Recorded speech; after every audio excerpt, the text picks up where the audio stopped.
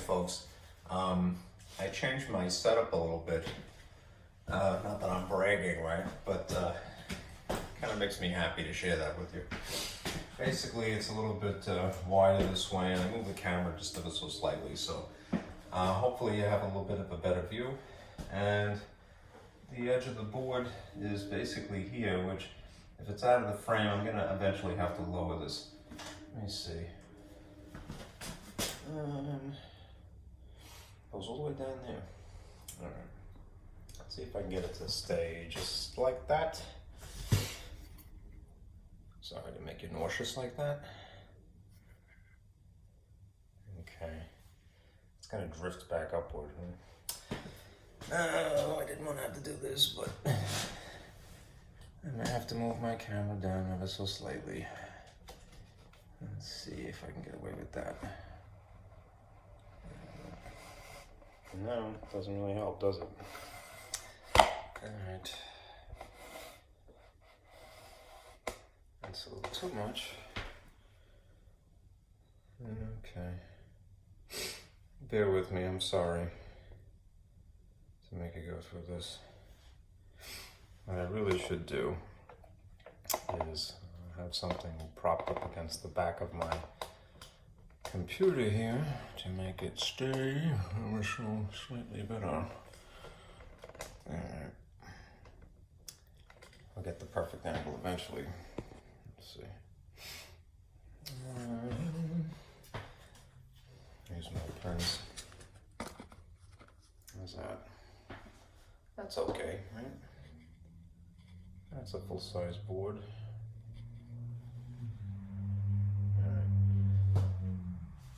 Okay, we'll go with that then. Let's see. Last time we started section 5.3, part 1. Part 1, I would argue, was the more difficult of the two sections, of the two parts, because it involved a little bit more algebra. The section that you see today is actually pretty quick. It's just operations. So let's do that. Let's make an overview first of various rules that you will have to employ. This is section 5.3, part 2. And we're doing more rational numbers.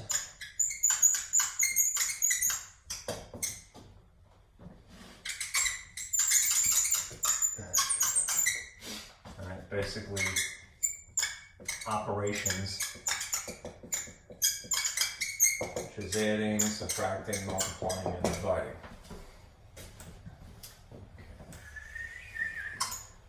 I have to get new markers eventually because these are starting to dry out on me. Okay. Why don't we do this?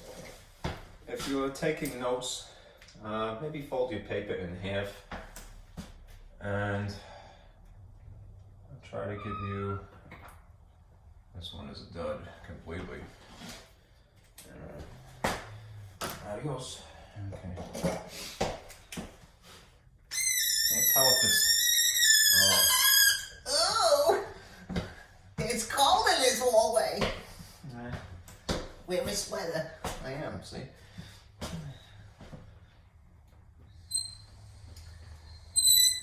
Jeez. Sorry about that. Anyhow, this is just to organize 4 quadrants to multiply, divide, add, subtract. In the bottom case, the addition and subtraction is actually more complicated than the multiplying and dividing. So we'll start with multiplying and dividing. Now label it as such. This will be some techniques for multiplying here, for dividing here, for adding or subtracting fractions with like denominators, and this will be for adding, subtracting when you have unlike denominators. Okay, incidentally, if we're talking rational numbers, we're talking about fractions. So what does this amount to doing? Multiplying fractions, dividing fractions, adding and subtracting fractions, whether they have like or unlike denominators. Okay. All right. Here's a model. As I said, the multiplying and dividing are basically the easier types, but you can identify what the operation actually is based upon the symbol in between the fractions. So if you see A sitting on top of B times C sitting on top of D, bear in mind, this is just a model. A is in any number, B is in some other number. All right, C, D, and so forth. All right. The trick to multiplying, aside from it recognizing that it is multiplication because there's this X here, or alternatively a dot would be in between, is to multiply top times top and bottom times bottom. I mean the numerator times the numerator and the denominator times the denominator, but I think it's a little bit easier to understand. Just simply say top times top, bottom times bottom. You get the idea. All right. In the model, it would look like this. Since these are the two letters, and you can't abbreviate them in any way with an exponent, you would simply write them next to each other. Same thing with B and D. Okay. Now, that is something that will work 100% of the time. If you can help it, be a little bit more strategic, what you should try to do is simplify first. How come? By simplifying, I mean identify a common factor of whatever, of perhaps a number that is sitting above the line here and a number below the line here, or directly above and below. All right. Simplify things that are directly above and below each other, or in theory diagonal like this. It is, even though it's a multiplication problem, if you're simplifying, you are dividing by a common factor. Ideally a GCF. The greatest common factor. It doesn't have to be, but that would basically simplify it in one shot versus several steps. Right. Anyhow, it isn't wrong, again, if you just do it sort of brute force, top times top, bottom times bottom, up front, right? But when you attempt to simplify as an afterthought, you'll be stuck with larger numbers, which might make it a little bit more complicated. Whereas if you did the simplifying ahead of time, right? Remember, it's always, you're comparing factors of things that are one above, one below, right? Either diagonally or one above the other, right? If you do that ahead of time, you do the simplifying ahead of time, when you produce a product, it will be a smaller number to deal with. Okay? Incidentally also, if you are given a mixed number, convert it to an improper fraction first.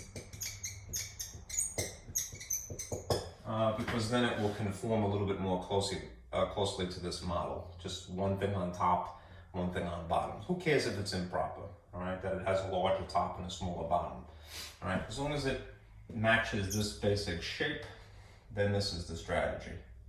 All right, I'm going to give you specific examples when we get to it, but I want to give you the overview first. All right, as for dividing, this is a situation where you're going to change something that looks like a division problem into a multiplication problem. And there's a simple rule. Maybe I'll put this in a different color. I wish I had nicer colors. I'm gonna have to try to, I'm gonna break into Staples. Give me all your markers. That'll endear me to them, I'm sure.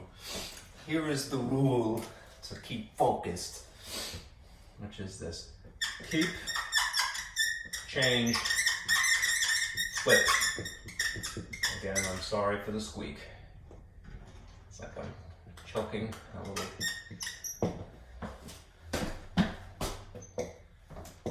It's just terrible to even think about. Right. Sounds like a doll for dying. Alright. Don't be cruel to animals. It is definitely not something that I would encourage. Seriously. Alright. Anyhow, keep change flip. You keep the first fraction exactly as you see it. You change the operation from, again, it starts out as looking as a division problem, and you change it to a multiplication problem. Right? And then, to make it legal, you compensate by flipping the second fraction. Right? The second fraction, there's a technical term for that. Put it here. When you flip a fraction upside down, you create its reciprocal. Okay. There's another even fancier, more highfalutin phrase, multiplicative inverse. Right? When you flip the fraction upside down, you create the reciprocal or its multiplicative inverse, if you really want to go that route. Anyhow, that's what makes the whole situation legal. Then you just follow basically the procedure for multiplying, because you've made a multiplication problem. Top times top, right? Bottom times bottom, right? Even if it's the most brute force way of doing it, right? No strategy of simplifying first, that would still work in the case of division. For adding and subtracting fractions with like denominators, same bottom, right? Here's the model again. Well, here's a model. For comparison, say add A as in any number sitting on top of C, plus or minus whichever it is, B sitting on top of C. You only add or subtract the tops. Right. It's just these two things that have an interaction, right, according to sine combinations. You keep the same denominators. Keep same denominator. And if you can help it, do try to simplify it as an afterthought.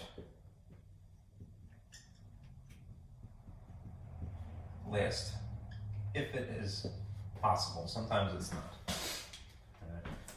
Anyhow, in a model form, this would look like so. You'd have A plus B or minus sitting on top of the same denominator, just written once rather than twice. Okay. If you are adding or subtracting unlike denominators, there is the added step. This is, even though ironically it's adding or subtracting, we think of that as being more fundamental. This is the most involved, which is why it usually gets left for last in the conversation of operations. Okay.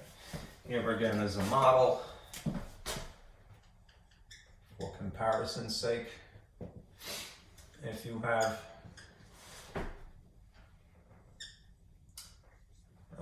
let's see.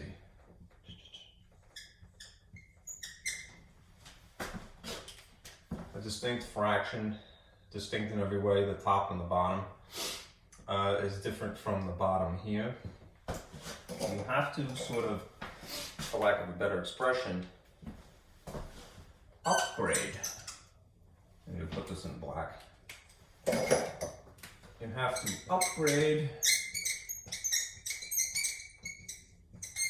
each to a common denominator. First, right, ideally, that would be the least common multiple, right, which is the same essentially as the lowest common denominator. Now, you could get away with any common denominator. I can't really stress the possibility of that enough. There's a shortcut when you're doing this type of problem that I'll show you when we get to that type of problem. That's an example. But ideally, you want the least common multiple which in the case of fractions is referred to as the lowest common denominator. All right, and we're going to use the techniques that we had discussed last time before the break even, how to acquire a lowest common, at least common multiple. Prime factorization is ultimately what we're going to rely on. Oh, the dolphins are back. Okay. All right. So this is an overview of basically what will be discussed today. We'll have an example, at least one of each of these, right? And these two down here in particular, well, this one especially, would be the most involved. And then the last thing I'll do is an order of operations problem, which is multiple operations, at least more than one, right? Okay. All right, I'm going to erase this now for the sake of space.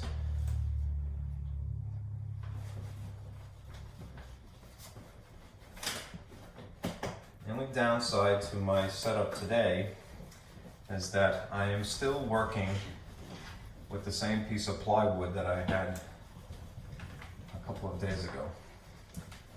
So it's a little bit more flimsy than it had been, and you might notice that as I'm trying to erase. Okay. But at least I have more space. I can't resist sometimes sort of pulling the curtain back here. So I'll show you what my thing is that I've made. I'll just move this for a moment. This is a piece of plywood that I had left over from some other project. Now, in theory, if I widened my writing surface, all right, and I just built a ledge here basically for this, the plywood would be as wide as this, and it wouldn't be as flexible. But working with a low budget here. Anyhow, let's do a couple of examples. Do multiplication first, because this is, as I mentioned, the most straightforward. All right. 3/5 over 7/8. Okay. Now, again, strategically, it's not going to happen in this case. All right. As a matter of fact, the few examples that I have, I think it's only the last one that it actually would happen. But you should strategically examine the numbers that are directly one above the other and diagonal to each other. Right? As long as one is above the line, one is below the line. And see if they have a common factor that is bigger than 1. Because if there is a common factor,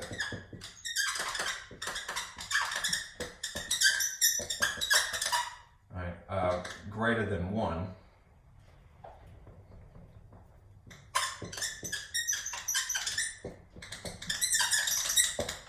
you can simplify first.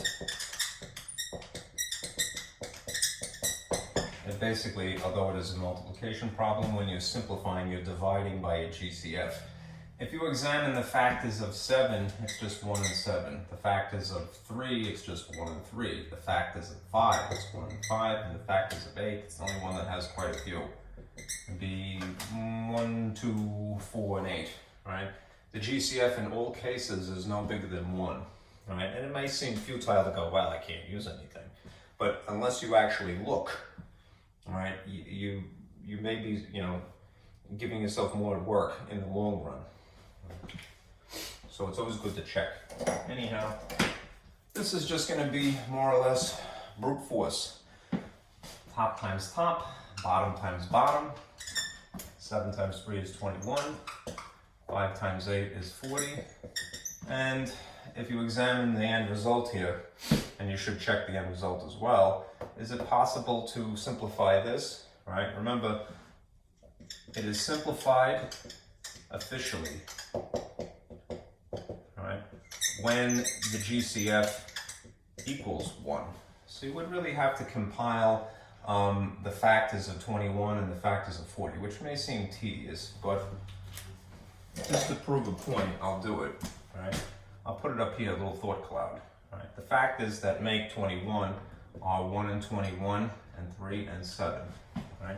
The factors of 40 would be more plentiful. I'll put them here. 1 and 40 and 2 and 20. And incidentally, if you're wondering, well, how are you acquiring that? There's always the easy one, which is 1 and then the number. And then employ rules of divisibility for anything you don't have memorized. Like ideally, a person would have their multiplication tables memorized. So they go, okay, I know what the pattern is, I know what the pairs are. But if you don't know them, you can always infer it. If it's even, that means that it has a factor of 2 because it's divisible by 2. All right, so half of 40 would be 20, right? I know the multiplication tables of 3. 3 times 13 is 39. It'd be too short, all right? And even if I use the rule of divisibility for 3, all right?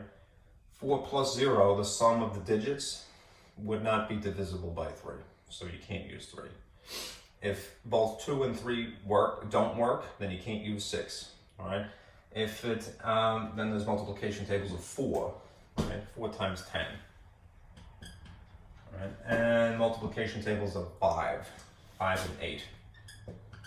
And you can pretty much reason to yourself that you've acquired all of them, because as you start from the two things furthest apart, 1 and 40, and work your way in, you get as close together as two numbers can be without passing each other, right? Like 5 and 8 are as close as they can possibly get, right? There's no pair in between those, right? That would make 40. Anyhow, if you compare these lists, right, you can see that they both have a GCF. In tandem, the GCF would be 1. Right? So it is for certain, this is in simplest form. This is becoming a dud too. All right. Let's put that aside. All right. Anyhow, if you intuitively know what you're doing already, that is a blessing. All right, this is very comic booky right now. I like that. Like Mr. Fantastic, your hand is like, stretched out. If you intuitively know what to do already when it comes to fractions, good, all right? That is a blessing, and I would say never fight your blessings, especially in terms of math, all right? But to explain the intricacies of this, I'm going to keep going forward.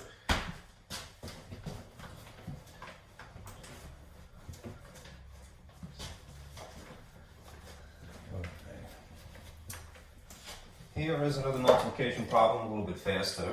All right. If you have an integer involved here, I'm going to sign it, And you see this, 4/9. All right.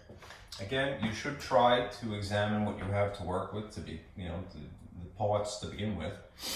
Tops and bottoms, numerators and denominators. And then only after you decided, no, I can't simplify up front, right? Just proceed as you would, right? Top times top, bottom times bottom. If you like, right, just do the number times the number first, and then do sine times the sine. Okay? Or if you feel comfortable, you could just do them simultaneously. But anyhow, 2 times 4 is 8. Right, and 3 times 9 is 27. As for the signs, remember you're working with the multiplication and division set of rules for sign combinations. The multiplication and division sign combinations, just to remind you, are these. Right? If they're the same signs, then you're going to get a positive answer. Right? If you have one of each, then you're going to get a negative answer. The sign combinations do not dictate the operation when you are multiplying or dividing. They do dictate the operation when you're adding or subtracting, which is why it's annoying, and it's more complicated when you're adding or subtracting. Anyhow, a negative times a negative is a positive when you multiply, right? Because they're the same signs and therefore they are positive.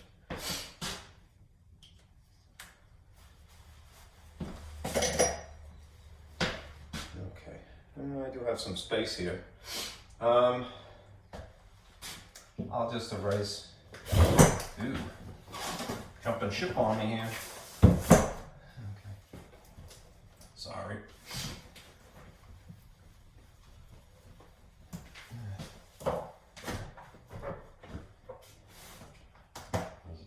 Okay. Here's a mixed number problem. If you have 1 7/8 times 2 1/4. The trick to this is convert from a mixed number to an improper fraction. Right? So it will conform a little bit more closely to the model of just A over B times C over D. Right? And then it will be top times top and bottom times bottom. In this case, remember from last time, you multiply these two, the whole number and the denominator, and you add the outcome to the top. So if it's 1 times 8, it's 8, and 8 plus 7 is really 15. You keep the same denominator, so 15/8. All right. There's a multiplication dot instead of an X. Same procedure here. 4 times 2 is 8. Added to this is 9. Keep the same denominator. All right. Again, strategically, do check, look at the parts here and examine them. See if you can simplify first. Once again, you can't. All right. And then proceed. All right. Top times top. You're going to get a huge number, unfortunately, in this case. 15 times 9 is 45. Carry that is 135. Yup. Okay, and then 8 times 4 is 32. Okay. Now, being that you started with mixed numbers, a good rule of thumb is, even if they don't imply so in the instructions, if they gave you mixed numbers to begin with, return a mixed number. And as you can see, this is not a mixed number, it's an improper fraction. Yes, we converted to an improper fraction for the sake of going through the mechanics of this. But give them back what they gave you, all right? Mixed, all right? So you're going to convert 135 to over 32 into a mixed number. Right. How so? Divide the top by the bottom. It's a little cumbersome because the numbers are rather unfamiliar, but you could talk yourself through it if you trust yourself enough. Right. Draw the little division box here. Remember, you drop the number on top on the inside. That writes better, much better. And go through it slowly. 32 is in the appropriate position already if you draw this box here. It won't fit in 1, it won't fit in 13, but it will somehow fit into 132. Now, the old-fashioned mental math skill that they would encourage you to employ, and I'll draw a little thought cloud here, is work with round numbers. So let's pretend for a second that this is really 30, and that this number is something that works well with the number 3 to begin with. Right, so make this a nice round number. You could either make it 130, you can make it 140, you can make it something lower than that, something higher than that. Things that strategically you recognize from multiplication tables. Again, something that is ideally memorized. Right? So there are 2 possibilities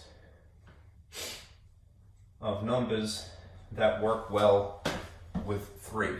Now, the reason I'm saying 3 and not 30, and this is again mental math, is that once you have this rounded to nice zeroed out numbers like that, you could ignore the zeros. The relationship of the double digit number 30 to the triple digit number 120 is identical to the relationship of just 12 and 3. And these two ideally would be familiar if you memorize multiplication tables, which is something that you should definitely encourage students to do. All right, no matter what anybody tells you, when you're 8 years old and you're in 3rd grade, you need to memorize stuff. All right. Anyhow, 3 goes into 12 exactly 4 times. So it's possible that I could use 32 times 4 and get close to this 135. All right. On the other end of this, the maximum would be the outcome of 15 divided by 3, which would be 5. Right. If you did 32 times 4. You would get 8, you'd get 128, which is probably the choice, right? It's just shy of 135. It's not overshooting it, that would be a problem. This one over here, 32 times 5 is probably too much. It is. It's 160. So we're going to go with 4, as our estimate has helped us get to, right? And then do the actual subtraction, right? This becomes 15, that becomes 2. Difference is 7, right? We're not doing decimal division, so we're just going to simply carry this up here as 7, and then we keep the same denominator, 32, right? So our answer, as yucky as it is 4 and 7 30 seconds. Right? When you roll the R, it sounds a little bit nicer, right? Or it sounds weird. All right. In any case, that is the answer. 47 over 32. Okay. Let's see. Let's do some division problems now. Division, again, still following these sign combination rules, which I'm reluctant to erase, right? But we have to make one little adjustment. We have to keep change flip first.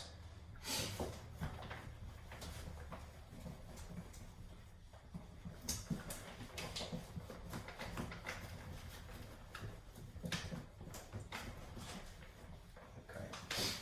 So we have this.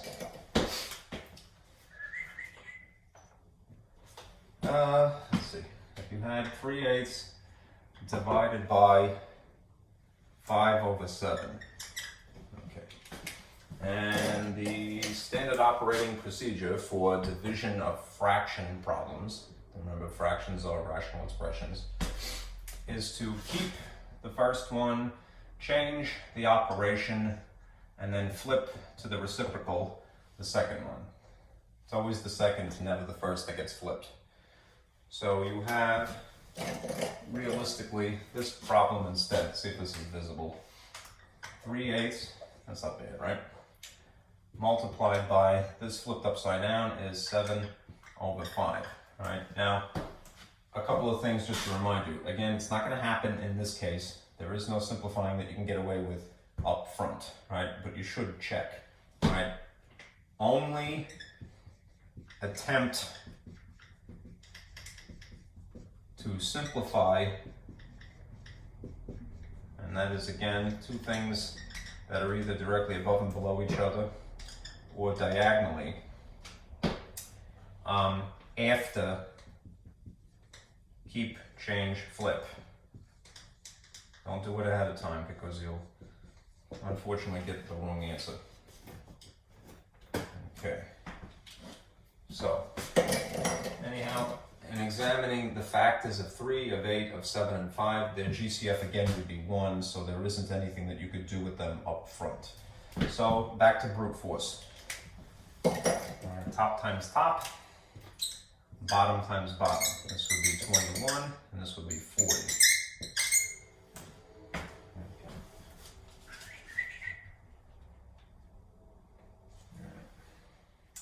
Just coincidentally the same problem from before. So there's the same numbers.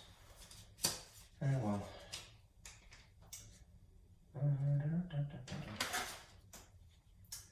Alright, let me do another one of these. Okay. And I want to point out something. I'll put it here. About the signs. Right. Let's say that you had, I want these to dry out. -2 over 3 divided by -9 over 4. Right. Here's an example where if you are a little too overzealous, perhaps, you will jump the gun. All right. A person might go, aha! You know, look, these two things have a relationship. They're both made of the number 3, therefore I can simplify each of these things by 3. Again, don't attempt to do that, right? You only attempt to simplify after keep, change, flip, right? So that's the first thing. Second issue is, where do the signs go, right? As you may have noticed, I have sort of a idiosyncratic preference to attach the negatives automatically always to the tops, right? That's just so I don't have to worry about it, right? Is it wrong if you gravitate towards the bottom, that is to put the negative on the denominator instead? No, there's no sin in that. A lot of times in the textbooks, they will write something like this. They'll either put them in the parentheses by themselves, the fraction with the sign, which I never do, right? Or they will put the sign neither favoring the top number nor the bottom number. Right? You have to worry about the sign combinations at one point. So, I don't know, somebody must have brainwashed me when I was a kid. Just automatically attach it to the top thing. Right? If you want to, you could attach it to the bottom number instead. Right? Just don't do both. It has to be one or the other. Okay? In other words, don't do this. Don't make it negative. Don't see a negative in the middle of this line here and then go, each one of those things is negative. No, because then it would become a positive overall because of the sign combinations. All right. So it's either write it this way or write it that way. Okay. And when you're flipping these, well, the 9/4 you'll have to flip. All right. Just maintain the position of this negative. Right. Just don't do that. Okay. All right. The real problem here is -2/3, keep, change, flip, because it is a division problem. This becomes a multiplication problem instead, and then make this 9/4. And again, I just have a preference. I'm going to put the negative on top. We'll get the same answer either way. All right. 2 times 2 is, this isn't visible, red. 8. And 3 times 9 is 27. A negative and a negative is a positive. So 8 27ths is your answer. Okay.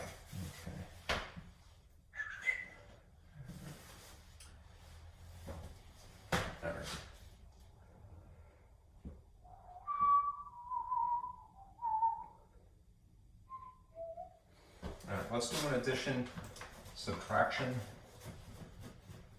problem. So it could be both, it could be misleading. It really depends on the sign combinations, whether you add or subtract really.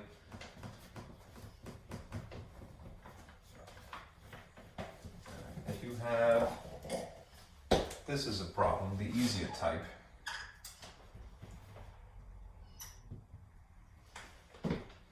(19/24) minus 5/24. Okay. These are like denominators, so you don't really have to worry too much. When you have like denominators, right, you're going to just add, or if it dictates, subtract the tops, the numerators, nothing else. To perform the correct operation, depending upon the sign combinations, it's really just a normal subtraction problem. 19 minus 5 is 14, and you keep the same denominator, 24. In other words, don't add them and get 48, and don't subtract them and get 0, because you know what happens when you have 0 for a denominator, right? You go directly to math hell. Don't do that.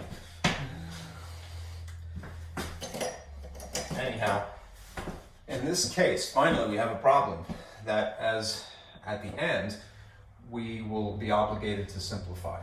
All right, now, again, ideally,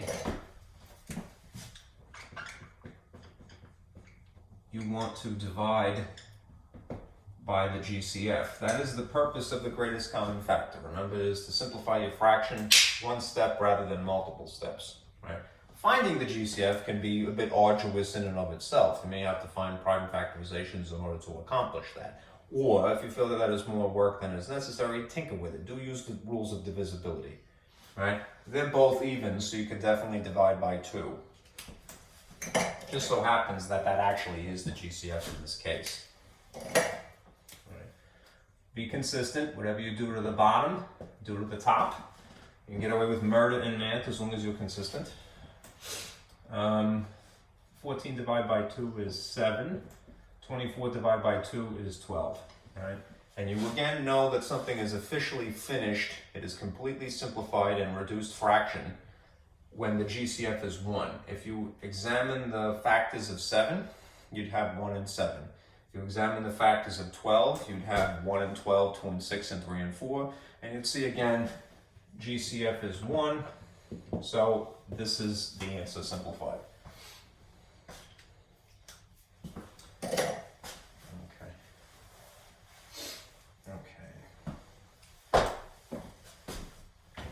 Now we get the more complicated problem when you have unlike denominators.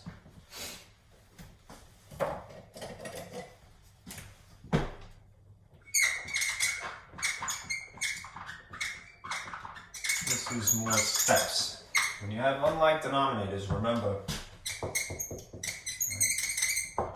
you have to basically rewrite the problem. You're going to upgrade your fraction to equivalence, both fractions, equivalence with a common denominator.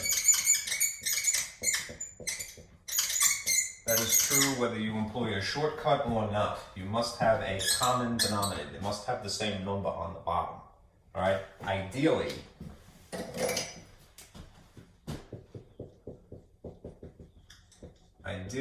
it would be the LCM, right? Which is another way, right? That is least common multiple, which in the parlance of fractions is denominator, the lowest common denominator. LCDs are LCMs.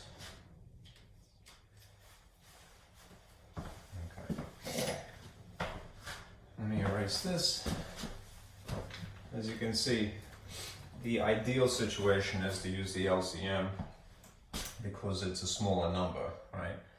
You can get away with having any common denominator. It will work, but it might be more trouble, all right?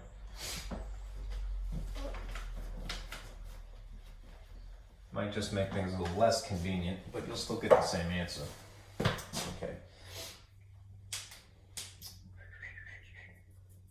Let me do the same problem. I gotta give it to you still, of course, but I'll do it 2 ways. Right. I'm gonna erase this because I want the board space.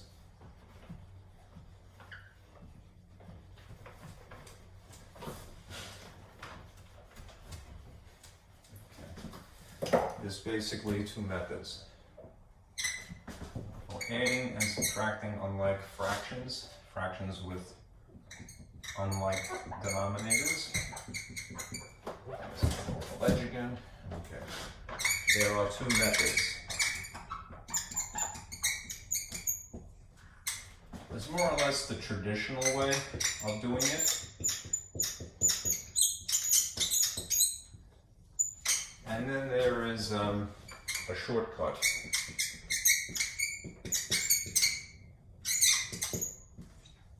Okay. Let me write an original problem up here, and then I'll do it both ways. All right. If you had this as an example, 13 over 15 minus 5 over 6. And I'll draw a little squiggle here to separate out my work. The traditional way, although it is more involved, right, is more thorough, and it works 100% of the time, right? And it is strategically working with a smaller number, the ideal situation of an LCM, a least common multiple, i.e. a lowest common denominator. It is also a good thing to know how to do, because if you go to algebra, right, you have algebraic expressions that simulate a fraction, and you have the same problem of trying to match a denominator before you add or subtract. So doing something in the traditional way is analogous to the more complex math of algebra. Anyhow, what I do when you do it the traditional way is take the thing that, even if it's presented to you more or less sort of stretched out this way, horizontally, if you will, stack them, right? Stack, right? And compare denominators. This will help you sort of upgrade, if you will. So the original fraction on top would be 13 over 15, and the bottom is 5 over 6. This is a subtraction problem, but we're going to worry about that as an afterthought. Okay. We have to upgrade these, for lack of a better expression. It's the opposite of simplifying. You're going to make things larger rather than smaller, but so that they have a common denominator. So what I would do is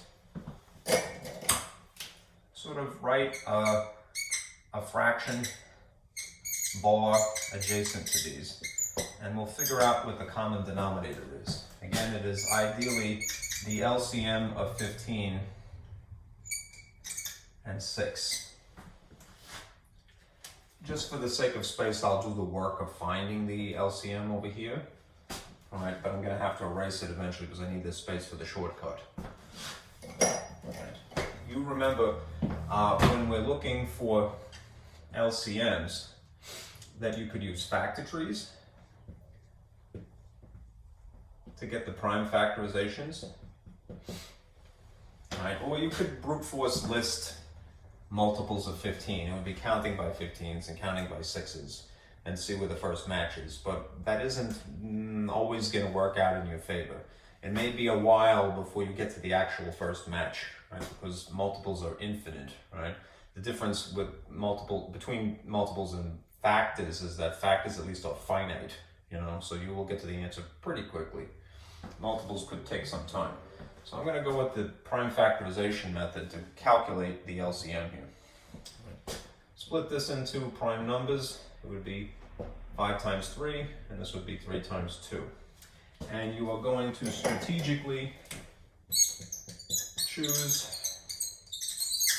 the greatest available power, or the highest, doesn't matter, highest available power of each unique factor.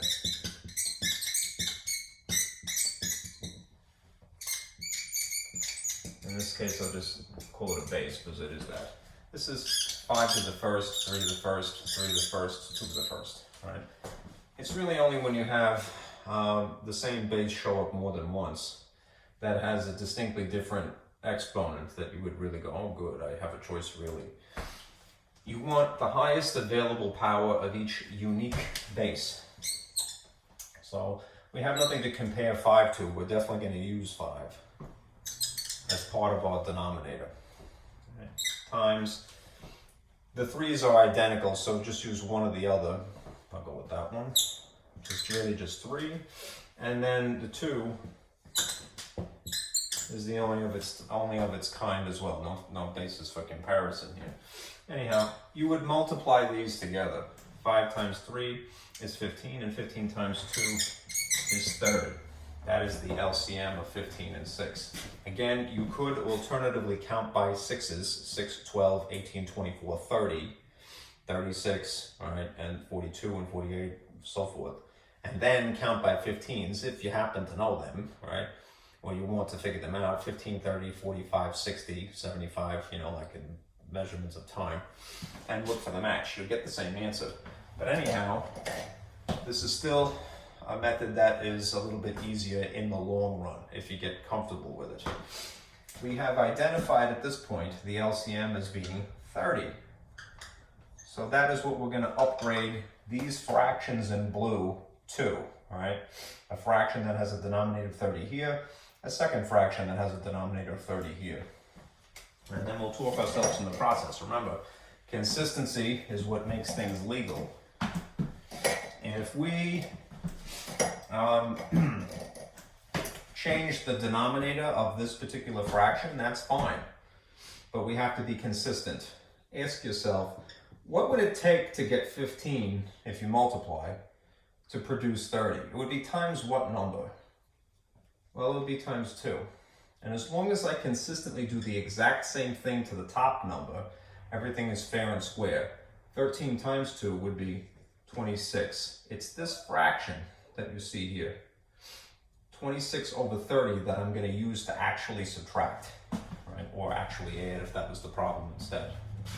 Similarly, down here, we have identified the common denominator as 30, and it is ideally the lowest common denominator. What would it take to translate this 6 into 30 by multiplying? It would be 6 times 5. And as long as I consistently do the same thing to the top, again, everything is fair and square. You can get away with murder in math world as long as you're consistent. Whatever you do to the bottom, do to the top. 5 times 5 is 25. All right. Now at this point, just as before, when you're adding or subtracting fractions, you keep the same denominator.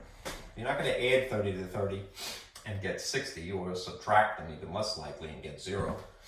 You're going to simply combine the top here and the top here, and it's super easy in this case because it's a subtraction problem. 26 minus 25 is just 1/30, and that would be your answer. Okay. Now, here is the alternative, right? And you might get mad at me and go, "Hey, why don't you, jerk? Why didn't you tell me this ahead of time?" The shortcut is useful, right, when you have small numbers, especially numbers that are familiar to you. I'd say like between 1 and 20. If you have something that is a high double-digit number, it is not convenient anymore. All right, it would still work, but it might be more trouble than it's worth. So you already know what the answer is to this particular problem, but I'm going to perform a shortcut and get the same answer. And you'll see the benefit and perhaps the drawbacks of doing it this way. Again, when you have a problem presented to you sort of horizontally in the traditional method, I would stack it more or less vertically like this. Right? When you're using the shortcut, keep it like that. Right? This is more horizontal, if you will. Okay, let me put the problem down here.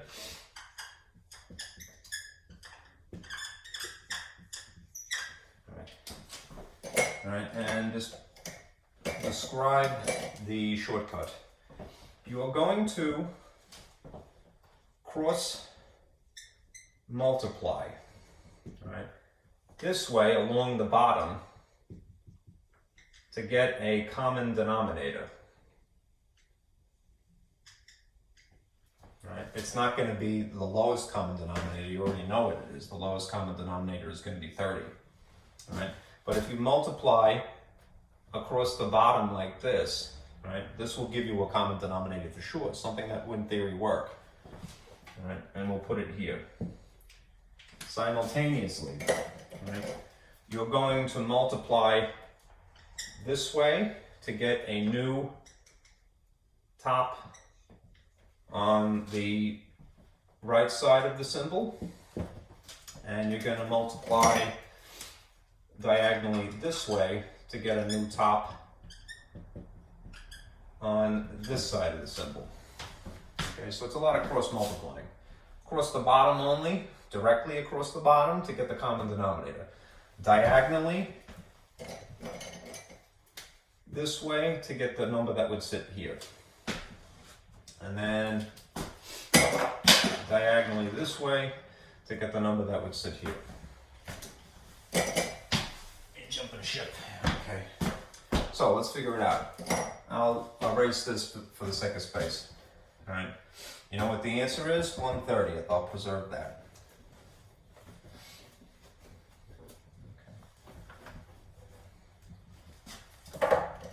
If we multiply across the bottom, then it would be 15 times 6, right? Let's see what number that is. 30, carry the 3, 1 times 6 is, 6 plus 3 is 90, right? A common denominator is apparently 90.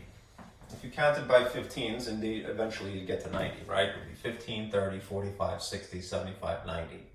If you count it by sixes, multiples of 6 would be 6, 12, 18, 24, 30, 36, 42, 48. What is it? 6 times comes out as 8. 9 would be 54. All right. Then 60, 66, 72. 72 plus 6 would be 78. 78 plus 6 would be another 2. 84, 84, and another 6 would be 90. Eventually get there. All right. It's cumbersome, but it would work if you did it brute force listing. I just would never recommend you do that. All right. Anyhow, 90 apparently is a common denominator. If you multiply diagonally this way, 15 times 5 would be 75. I'm going to squeak that in here. Terrible number that it is, so be it. And if you multiply 13 times 6 this way, 18 carry the 1 is apparently 78. I'm going to squeak that in there. Okay, that's a little bit prettier. All right. Now, you know that when you add or subtract fractions, once you have a common denominator, you just simply add or subtract the tops. What is the difference of 78 and 75? 3, right? So we would have 3 sitting on top of 90. Now, as an afterthought, what we should always do is simplify the fraction. And ideally, we would use the GCF.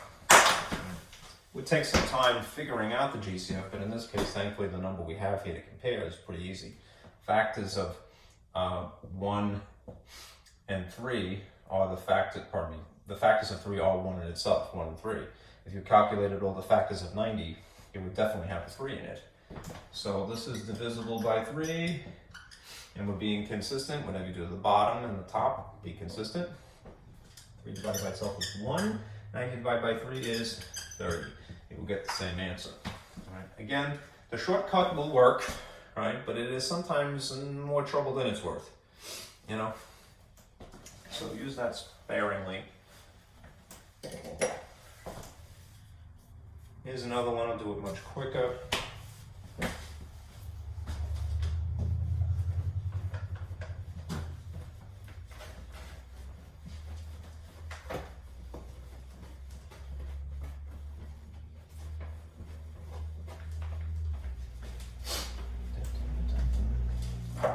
Here's the original problem. Suppose you had 1 over 54 plus 1 over 90. If you were to use the shortcut in this case, it would be not really the best choice because look, 54 times 90, you could get what the common denominator would be, but it won't certainly not be the least. All right. So I'm going to go the traditional method on this one. You have that freedom of choice. All right. Just again, as often is the case, save it in the back of your mind. You have choices. All right, there's more than one way to do things in math, often.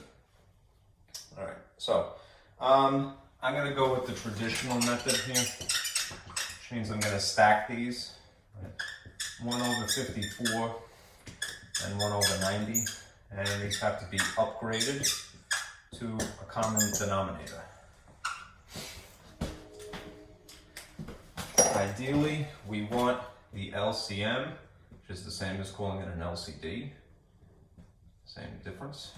All right, and in order to calculate that, what I'll do is I'll get the prime factorization again, but I'll try that other technique for finding it, which I can only think to label it according to its most described self, right? According to how it looks, right? Upside down division by primes. All right, I'm going to use that to get the prime factorizations, and I'm going to use the prime factorizations to get an LCM, and I'm going to use that as a denominator. Okay, so let me just sort of separate out my work here, and I'll put it here. You could use factor trees, no harm in that, but just for the sake of exploring the other option, upside down division by primes. You start with the lowest prime. That is divisible, which means that it divides nicely. No remainder. The lowest prime number is naturally 2, right? And you divide it into 54. 2 goes into 5 roughly twice, difference is 1. 2 goes into 14 exactly 7 times, right? You continue with the prime number that you have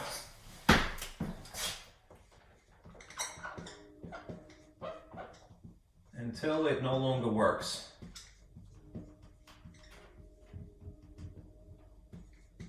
And then you switch to the next prime number.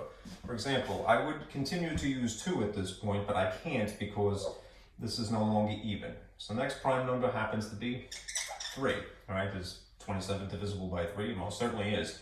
You could try the rule of divisibility to check, which would be add 2 and 7 and you would get 9. 9 is certainly divisible by 3, therefore the sum, the sum works, so therefore the original number 27 works. You could, of course, also have this memorized. You recognize that 27 is one of the products from multiplication tables of 3. All right. Anyhow, this would produce a 9. And again, you're going to keep using 3 until it doesn't work anymore. All right? And you stop when the quotient is prime. Sorry, I'm really squeaking this in here. You're going to start with the lowest prime number, you're going to continue using it, you're going to exhaust it until you can't do it anymore, and then you're going to stop when you get a prime as a quotient. Alright, 3 is a prime number, this is the prime factorization, dot, dot, dot. And if I wrote it with abbreviations of exponents, it would be 3 cubed times 2 to the first. If I now did 90, again, start with the lowest prime number that is divisible. That works nicely. 2. 2 goes into 9 roughly 4 times, which is 8. The difference is 1. 2 goes into 10 exactly 5 times. Again, I would continue with 2 until it is exhausted, until I can't use it anymore. This is no longer even. I can't use 2, so I'm going to go to the next prime number, which would be 3. 3 definitely is going to work. You can check according to the rule of divisibility for 3. If you add 4 and 5, you get 9. Does 9 work with 3? Yeah. So 3 will work with 45. 3 goes into 45 once. Pardon me, 3 goes into 4 once with 1 left over. 3 goes into 15 5 times. You could still use 3. Keep going until you can't use it anymore. And you hit a prime here. All right? We're going to stop when we hit a prime. This is the prime factorization of 90, which means that this is 5 to the first, 3 squared, and 2 to the first. Now, if we're looking for an LCM, right, you want to choose the highest available power of each unique base. The highest available power of each unique base, one of each unique thing. So, of the 5s, there's only one choice, so we're definitely going to use 5, and it would technically be 5 to the first, which is really just 5. Of the 3s, you have the choice between 3 cubed in red here, and you have 3 squared in blue. You want the highest power though, so you're going to go with this one, not that one. All right? 3 times 3 times 3 is really 27. That's what 3 cubed is. All right. Of the 2s, they're the same thing. So you either use this 2 or use this 2. One or the other, not both. All right. So it's just times 2. All right. So then you're going to compile these factors back together by multiplication. All right, and that will produce your, somewhat ironically, least common multiple. You could do them in any particular order. If you want to do 5 times 27, figure out what that is, and double it, that's cool. But here's the trick. If things are just being multiplied, the commutative property applies, which means that the order in which you multiply doesn't matter. In other words, do 5 times 2 and get 10, right? 10 times a number is just putting a 0 on the end of it, really. right? The outcome of this is 270. That is your common denominator. It's awful, right? But it is correct. Okay. Now, remember, consistency is how you get away with this stuff in math. We have changed the appearance of the denominator, therefore we need to change the numerators as well. All right. Here's another trick, mental math. These happen to be round numbers here. All right. If we're trying to figure out what we would have to multiply by here to produce 270, that is 90 times something equals 270, it would be the exact same relationship as 9 and 27. See, move my hand slightly. 9 times what is 27? 3, right? So, if in theory it's 90 times 3, just adds a 0, right, to make 270, and do the same thing to the top, right, consistency. So we would have 3 over 270. Let's see. This one is a little bit more tricky, because you don't have round numbers here, right? But you can reason it through. Right? Here's more or less the thought process.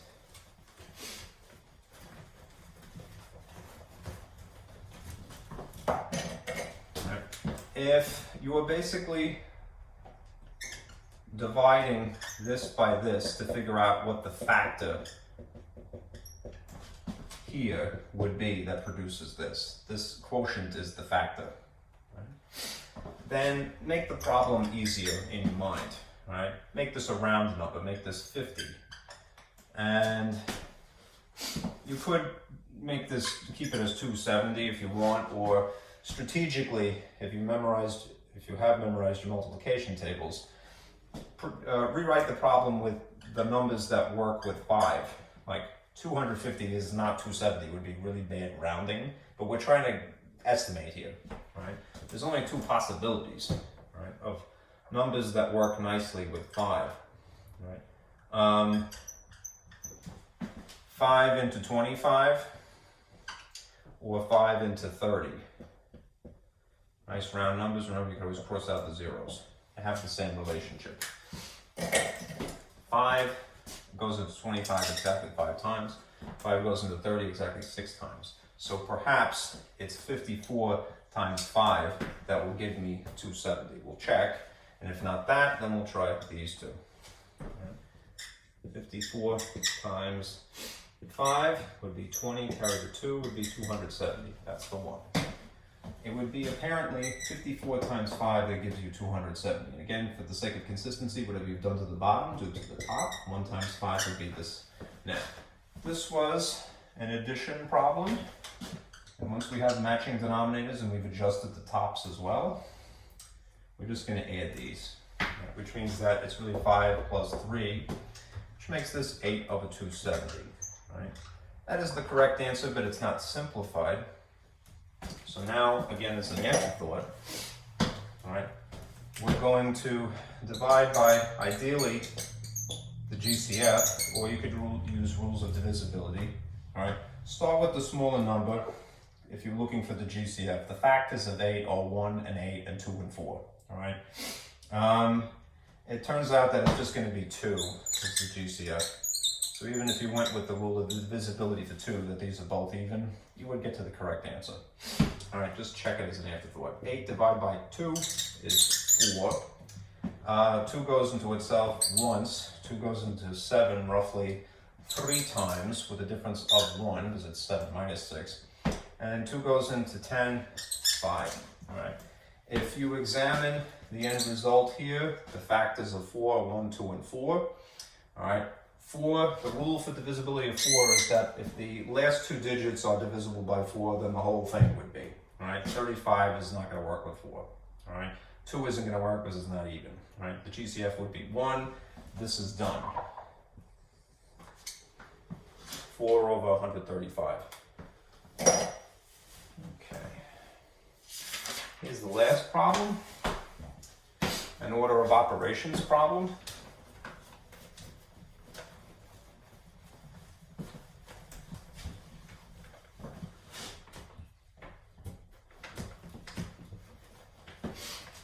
An order of operations problem, you have to follow the order of operations when you have more than one operation.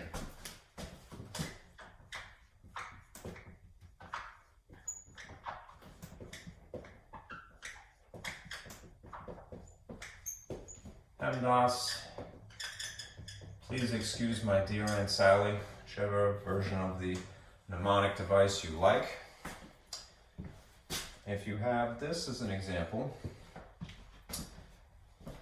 13 over 15 minus 14 over 45 divided by 7 over 9. Okay.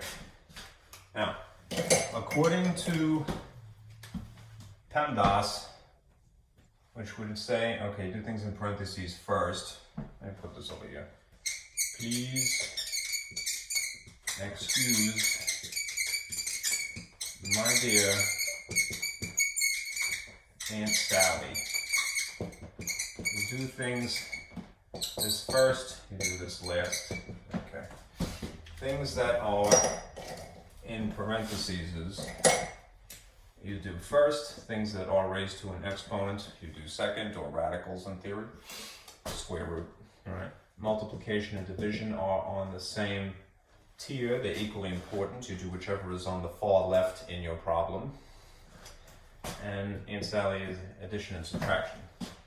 Pemdas is an acronym, a type of mnemonic device for memorizing the correct order. And please excuse me, my dear Aunt Sally is just a mnemonic device where the initials refer to the operations, right? Whichever you prefer. All right. The bottom line is, if you had to choose between subtracting and dividing first, which is more important? Division is higher in the list than subtraction, so your focus would really be here. Okay, and in that case, you're employing the division set of rules, which means keep, change, flip.